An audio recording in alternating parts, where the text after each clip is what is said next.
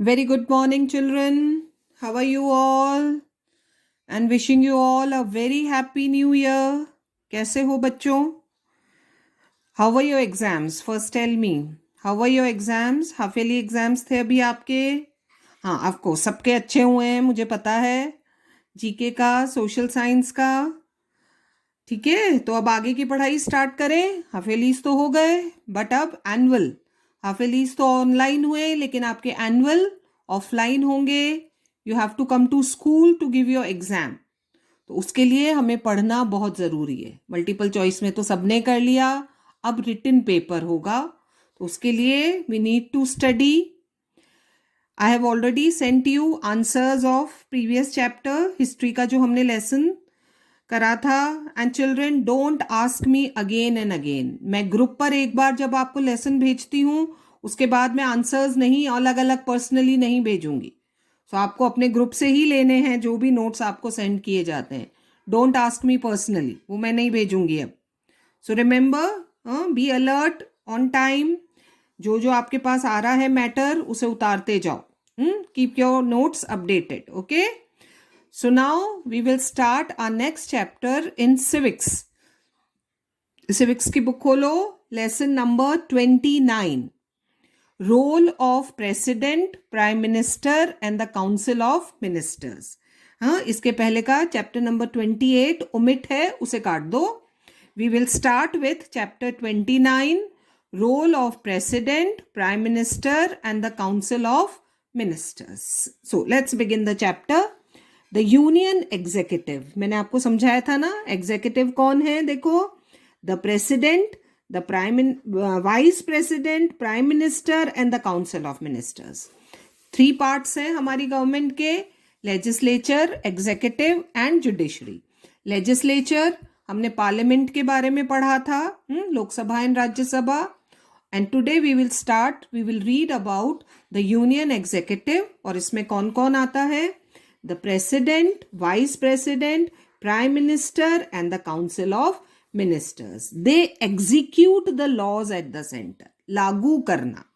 जो laws legislature बनाती है, they are being executed by all these people, so they are known as executive.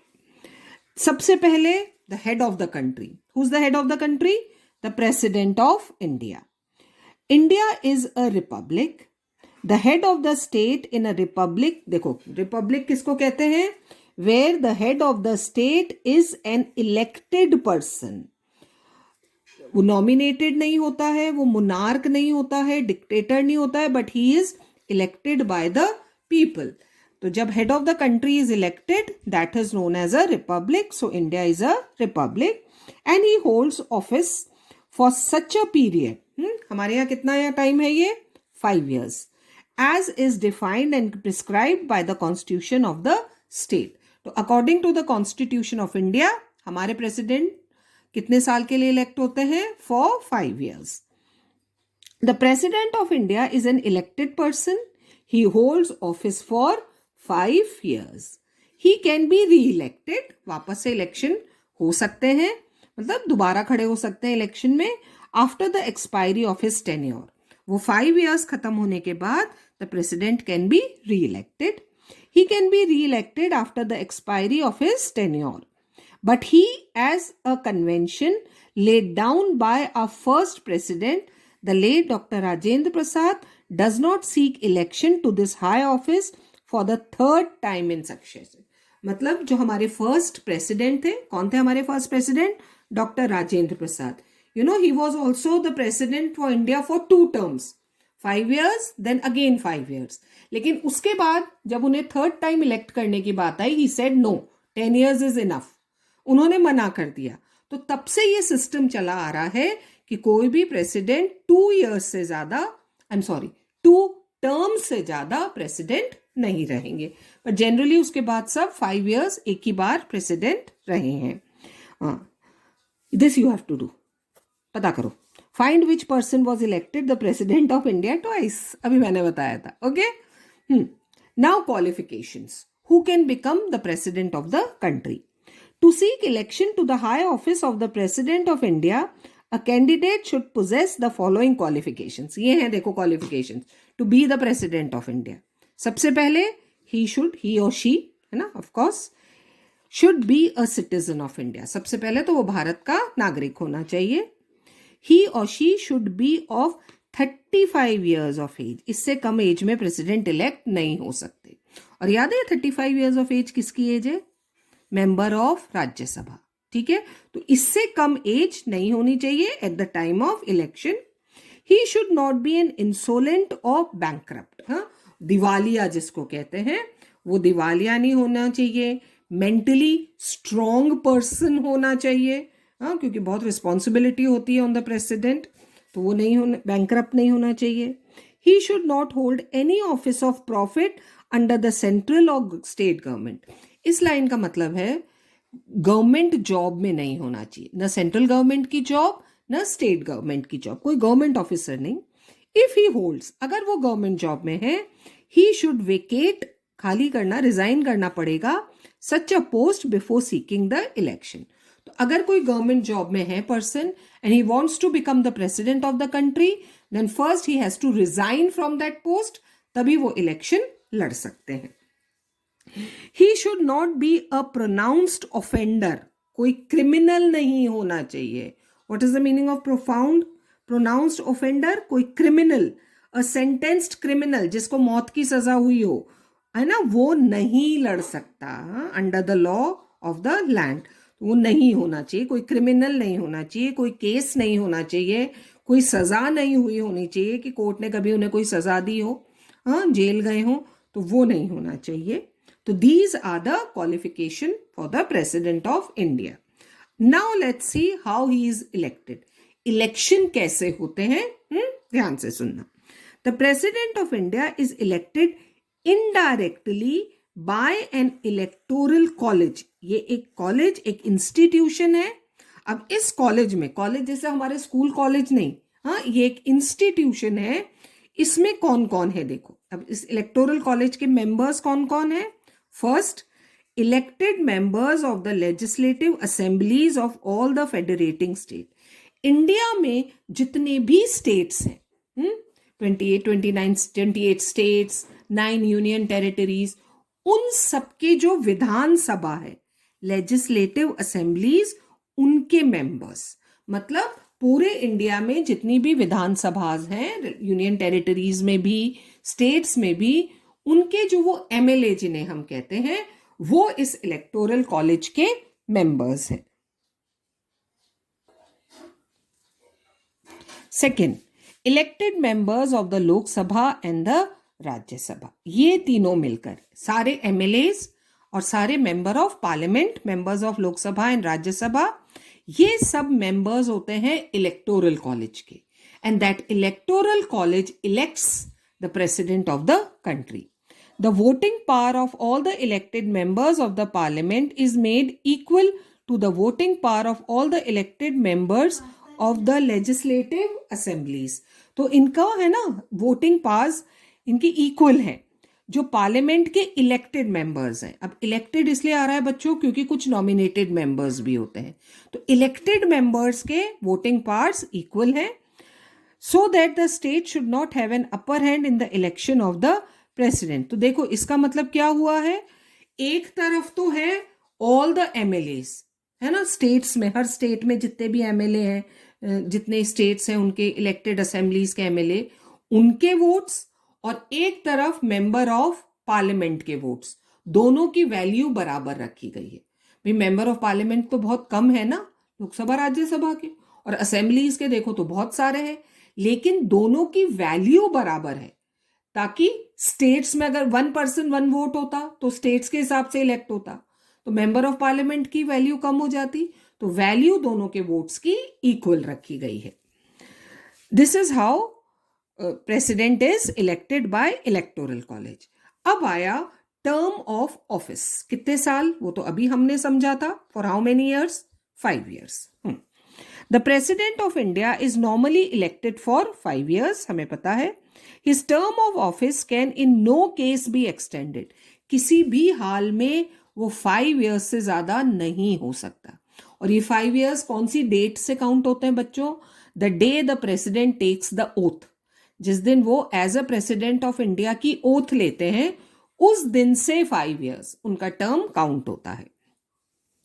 His office can fall vacant under the following condition. वैसे तो वो 5 years के लिए elect हुए हैं, लेकिन उनके वैकेंसी, वो पोस्ट किस हालत में खाली हो सकती है? डेथ. मान लो प्रेसिडेंट की डेथ हो जाए. In the case of the death of the president his office falls vacant. भाई हो गई उनकी डेथ, तो नाउ हु टेक्स ओवर? वो जिम्मेदारी कौन लेता है? The vice president immediately takes over as the president. इतना बड़ा हमारा कंट्री है ना, इतनी रिस्पॉन्सिबल पोस्ट है, उसे खाली नहीं रहने दिया जा सकता. एज सून एज मान लो किसी कंडीशन में द प्रेसिडेंट डाइज, तो इमीडिएटली किसको ओथ दिलाई जाती है as the president of India? The vice president. Election for a new president must be held within 6 months from the date on which the vice president takes over as the acting president. तो वो vice president president नहीं बनते हैं, वो क्या कहलाते हैं बच्चों?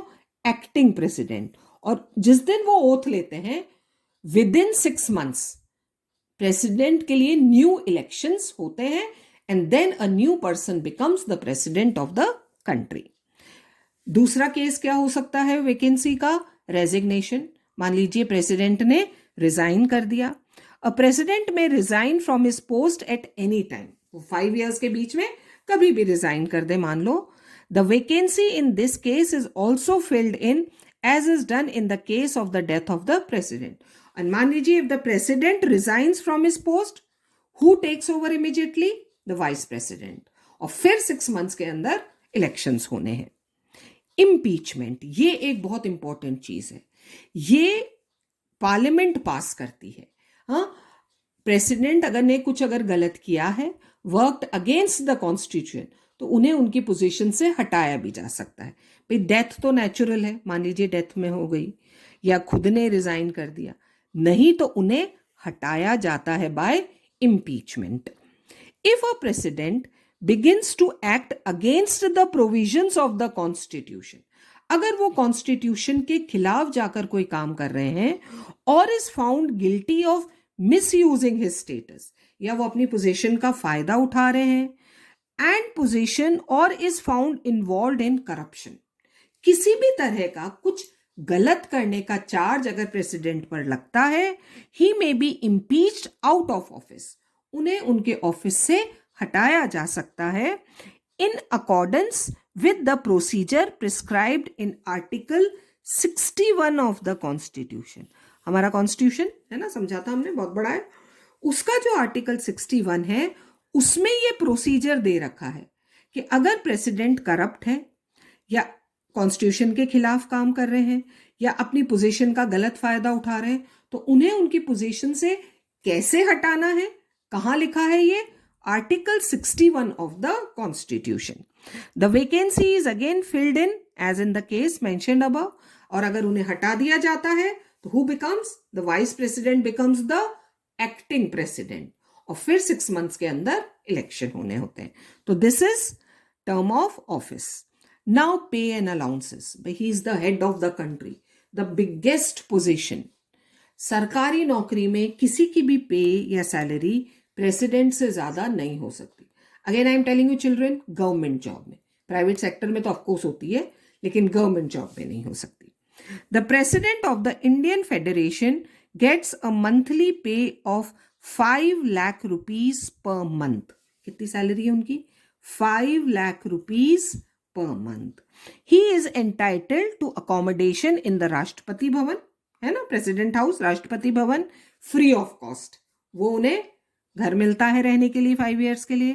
Besides he gets such facilities and allowances as may be decided by the parliament from time to time. और उन्हें क्या क्या फैसिलिटीज अलाउंसेस मिलने चाहिए, ये parliament time to time decide करती है, और उसके बाद प्रेसिडेंट को वो सारी फैसिलिटीज दी जाती हैं.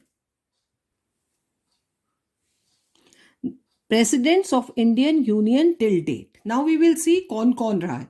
वेरी फर्स्ट प्रेसिडेंट, अभी हमने नाम पढ़ा था, doctor Rajendra Prasad. So far the following eminent persons have adorned this high office of the parliament. See this is Rashtrapati Bhavan, ये प्रेसिडेंट का घर है. जो उन्हें मिलता है for living in for 5 years. So these were the presidents up till date. आज तक कौन कौन रहा है देखो president. Doctor Rajendra Prasad for two times for 10 years, then Dr. Radhakrishnan, Dr. Zakir Hussain, Mr. V.V. Giri, Mr. Fakhruddin Ali Ahmad, then Mr. Neelam Sanjeeva Reddy, Gyani Jail Singh, Shri R. Venkataraman, Dr. Shankar Dayal Sharma, S.D. Sharma is Shankar Dayal Sharma, Dr. K.R. Narayanan, ये तो हम सब बहुत popular president रहे हैं. Doctor APJ Abdul Kalam. Then only lady president Shrimati Pratibha Patil, एक ही lady हुई हैं. Shri Pranab Mukherjee. And at present who is the president of the country? Mister Ramnath Kovind. So these are the presidents of Indian republic since India got independence. तो next topic है हमारा powers of the president. This we are going to start in our next chapter. Till then, keep reading.